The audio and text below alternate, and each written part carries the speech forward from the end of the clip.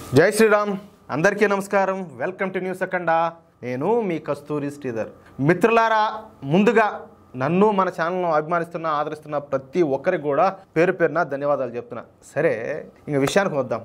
Congress party హిందువులను ఏ విధంగా target చేసిందో ప్రధాని మోడీ గారు కుండ బద్దలు కొట్టేశాడు. న్యూస్ మాత్రం కిర్రాకుంటుంది. ఓకేనా?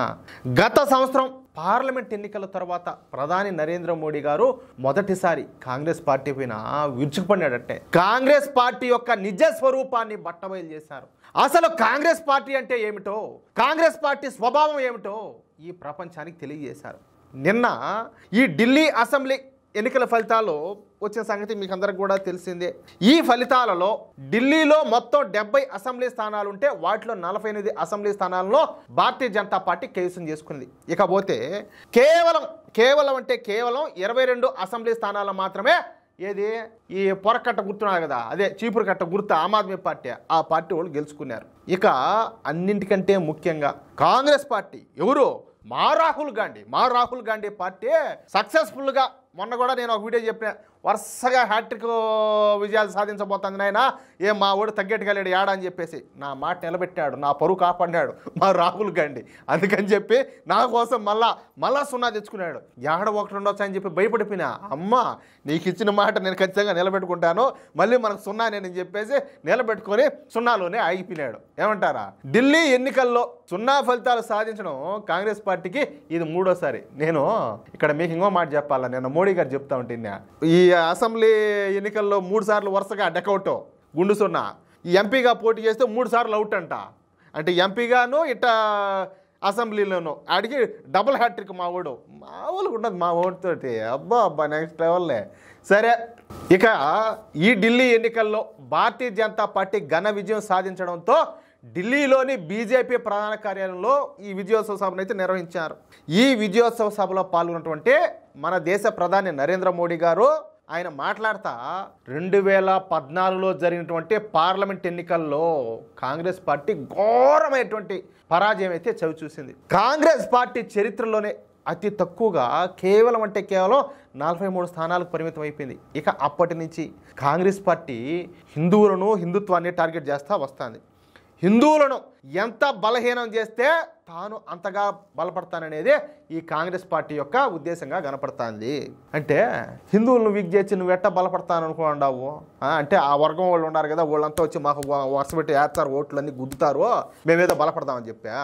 ఇప్పుడు మీరు చేసేట్టే సమాజ్వాదీ పార్టీ చేసా, తృణమూల్ కాంగ్రెస్ పార్టీ చేసా, డిఎంకే చేసా, ఈ ఆమ్ ఆద్మీ పార్టీ చేసా, మేటాడు బొహడా పార్టీలు చాలానే ఉంటారు చెప్పుకుంటా పోవాలంటే. ఆ ఉండే 10% 20% ఓట్లలో మీరు కూడా పంచుకునేవాళ్ళే, మీరు కూడా ఇంచుకునేవాళ్ళే. నిన్న ఢిల్లీలో కూడా అదే కదా జరిగింది. కానీ ఇంకొక మాట చెప్తున్నా, ఈ దేశాన్ని ప్రేమించే వాళ్ళు ఎంతమంది అయితే ఉన్నారో వాళ్ళందరూ కూడా మోడీ పక్కనే ఉన్నారు. ఏమంటారా? ఏం పెగ్గలిగేది ఏం ఉండదు. సరే, ఇకపోతే హిందువులపై రకరకాల నిందలేస్తా, హిందువుల గురించి తక్కువ చేసి మాట్లాడతా, దేశ విదేశాల్లో అంటే కేవలం మన దేశంలోనే కాదు, దేశ విదేశాల్లో హిందువుల గౌరవాన్ని తగ్గించేలా ఈ కాంగ్రెస్ పార్టీ అయితే ప్రవర్తిస్తూ వచ్చింది. కానీ కాంగ్రెస్ పార్టీ యొక్క దురాలోచనలను మేమైతే గ్రహించాం. ఎవరు? మోడీ సర్కారు. అందుకే భారతీయ జనతా పార్టీ ఎప్పటికప్పుడు ఈ కాంగ్రెస్ పార్టీను కార్నర్ చేస్తా హిందువులను కాపాడుకుంటా వస్తుంది. కాంగ్రెస్ పార్టీను ఎంత త్వరగా ఐసోలేట్ చేయగలిగితే హిందుత్వానికి అంత మంచిదన్న విషయాన్ని బీజేపీ అయితే గుర్తించింది. అందుకే మేము కాంగ్రెస్ పార్టీను దేశంలోనే లేకుండా చేసే పనిలో పడినాం. ఇక ఈ ఢిల్లీ ఎన్నికలతో కాంగ్రెస్ పరిస్థితి పూర్తిగా అధపాతాళానికి పడిపోయింది. ఇక భారతీయ జనతా పార్టీతో పోటీ పడలేను అని నిర్ణయించుకున్నటువంటి కాంగ్రెస్ పార్టీ ఇప్పుడు ఈ ప్రాంతీయ పార్టీలను టార్గెట్ చేస్తా పోతుంది. అర్థమవుతుందా? అంటే ప్రాంతీయ పార్టీల స్థానాన్ని ఆక్రమించాలనేదే ఈ కాంగ్రెస్ పార్టీ యొక్క లక్ష్యం. సరే, ఇక వాళ్ళ సంగతి మనకు అనవసరం, వాళ్ళు తెలుసుకుంటారు. ఇకపోతే కాంగ్రెస్ పార్టీ యొక్క డిఎన్ఏ అలాగే అర్బన్ నక్సలైట్ల యొక్క డిఎన్ఏ 2 ఒకటే.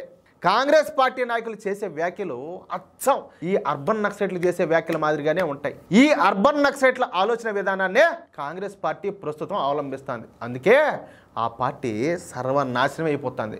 ఈ దేశం పైన యుద్ధం చేస్తానని రాహుల్ గాంధీ ప్రకటించడం కాంగ్రెస్ పార్టీ దిగజారుడుతనానికి నిదర్శనం. అంటే వాళ్ళు జీవిస్తున్నటువంటి ఈ దేశం పైన వాళ్ళే యుద్ధం చేస్తున్నారన్నమాట. ఇలాంటి వాళ్ళని అర్బన్ నక్సలైట్లు అంటారని చెప్పేసి మరొకసారి కాంగ్రెస్ పార్టీని కిందే తొక్కుతా ఉంటే ఏది బూడద మట్లేసి తొక్కుతారు చూసినా ఆ అమార్ దొక్కినాడు కస కస కస కసమని.